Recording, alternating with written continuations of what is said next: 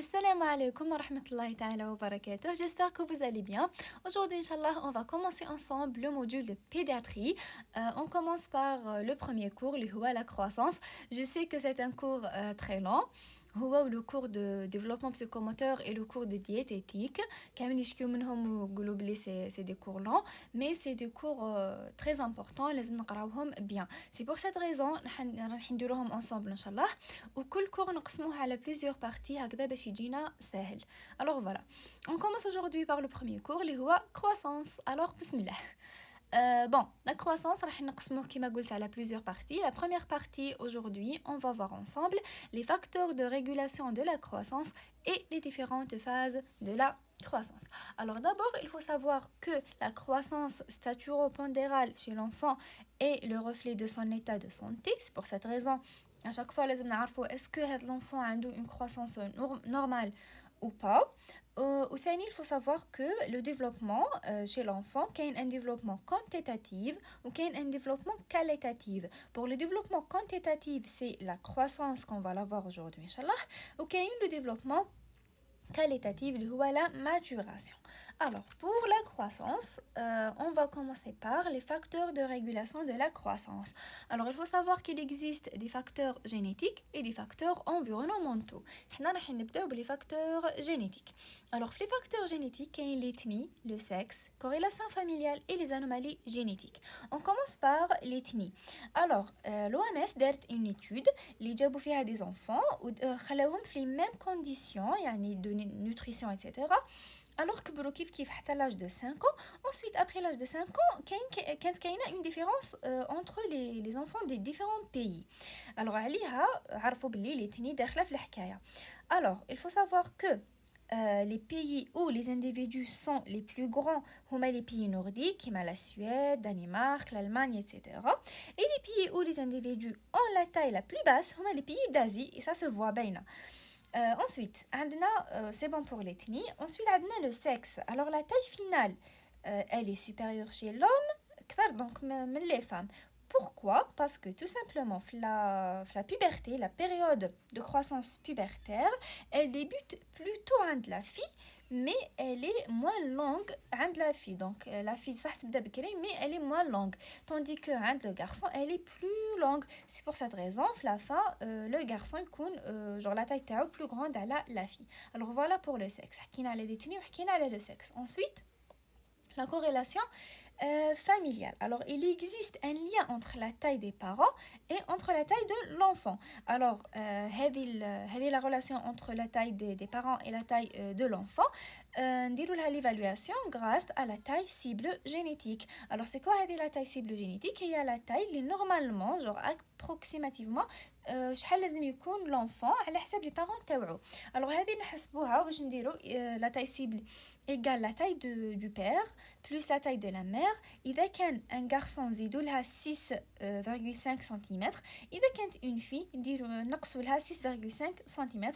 هكذا نعرفوا à peu près la taille cible génétique اللي normalement يكون عليها l'enfant par rapport à ses parents. Alors voilà la corrélation familiale. Ensuite, on a certaines anomalies génétiques, qui sont principalement les anomalies chromosomiques, ou là, voilà, principalement les anomalies chromosomiques. Par exemple, la trisomie 21, syndrome de Turner, ils vont s'accompagner avec une petite taille. Alors voilà pour la génétique. On a l'ethnie, le sexe, corrélation familiale et les anomalies génétiques. Ensuite, on a les facteurs environnementaux. Alors pour les facteurs environnementaux, il y a les facteurs nutritionnels, les pathologies chroniques, croissance intra-utérine, les facteurs socio-économiques, facteurs psycho-affectifs et les facteurs hormonaux. هكذا تكون une carte تجيكم سهله باش تشفاو عليهم ما يبانلكمش هكذا بزاف ومخلطين. Alors on commence par les facteurs nutritionnels. Alors c'est logique que logiquement la nutrition راح تدخل لنا في la croissance. Alors اذا كانت عندنا une malnutrition راح يكون عندنا un retard de croissance initialement pondéral معناتها problème في الpoids et puis même statural معناتها le problème تاع la taille. À l'inverse ثاني اذا كان عندنا un excès de poids, il va s'accompagner avec une avance staturale et une précocité pubertaire. Alors voilà pour le facteur nutritionnel qui est un facteur qui a un rôle fondamental dans la croissance de l'enfant. Ensuite, les pathologies chroniques. Alors les pathologies chroniques, ils vont retentir sur la croissance. On a deux mécanismes. Soit la malabsorption, soit la résistance relative à l'hormone de croissance. Alors la malabsorption, par exemple, est quand l'enfant a la maladie cœliaque, la mucoviscidose, la maladie de Crohn. Elle a une malabsorption, donc elle va retentir sur la croissance. C'est le premier mécanisme.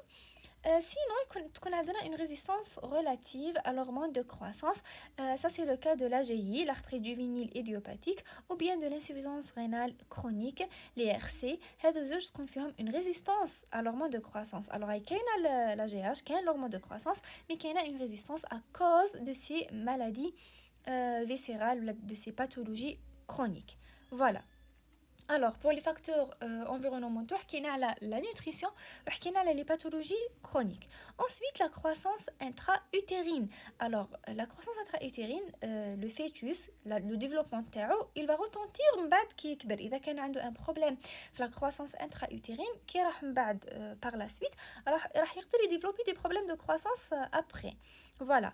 Et la croissance intra-utérine, elle est principalement liée à la nutrition et à la vascularisation maternelle. لازم la maman تكون تاكل bien, لازم تكون عندها une bonne vascularisation parce que كي يكونوا كاينين des problèmes de vascularisation, de pathologie vasculaire chez la mère, ils vont retentir sur la croissance du fœtus.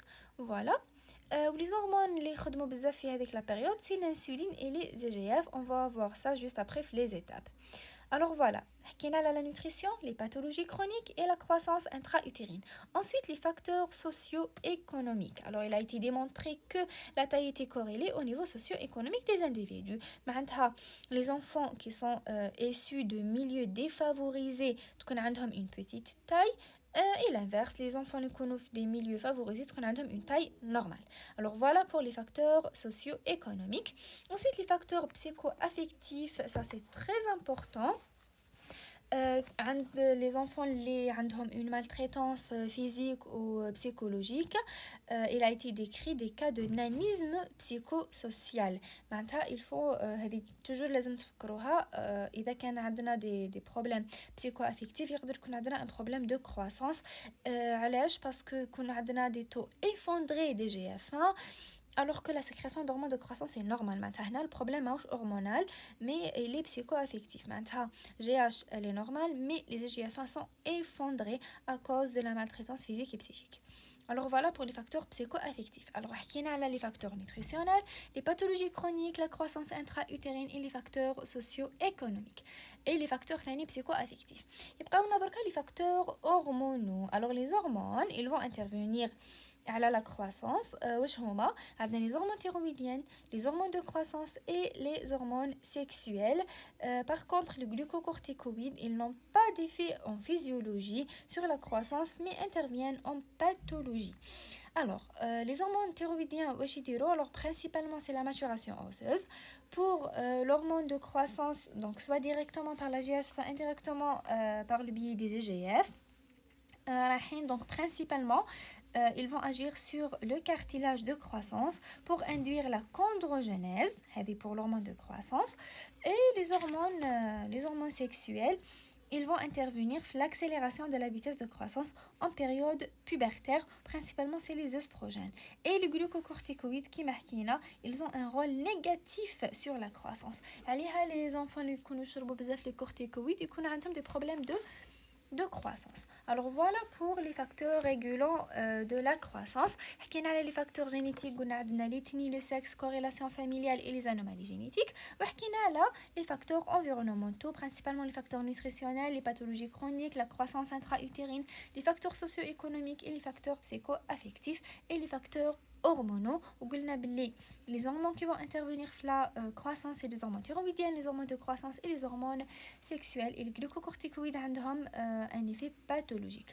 Ensuite, on a les différentes phases de la croissance. Alors, il faut savoir qu'il y a 4 phases. On a la croissance fœtale, on a la période de la petite enfance, l'enfance et la phase prépubertaire et la phase pubertaire. Alors, La première phase اللي هي la croissance fœtale, il faut savoir qu'il y a trois parties. عندنا trois périodes. عندنا le premier trimestre, le deuxième trimestre et le troisième trimestre. Le premier trimestre, c'est la phase d'organogenèse, c'est une période embryonnaire. Le deuxième trimestre, c'est le début de la période fœtale. هنايا في le deuxième trimestre, on a donné un pic de croissance staturale, la taille. Le troisième trimestre, on a une maturation des organes principalement, puis on a un pic de croissance pondérale. Alors, dans la période, la croissance fœtale, elle est sous la dépendance de l'apport énergétique maternel qui marque l'état vasculaire de la mère et l'état de nutrition de la mère. Et les hormones qui vont intervenir principalement dans la phase, c'est les EGF1 et 2 et l'insuline. Alors voilà la première phase liée à la croissance fœtale.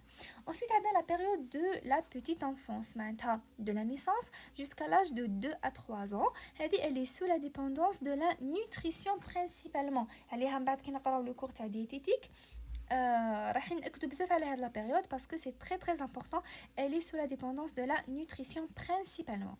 Ensuite, la troisième phase liée à la phase d'enfance et la phase pré-pubertaire, de l'âge de 2 ans حتى la puberté, ملي خلاص كمل ما يكون nourrissant حتى يولي في la phase de puberté.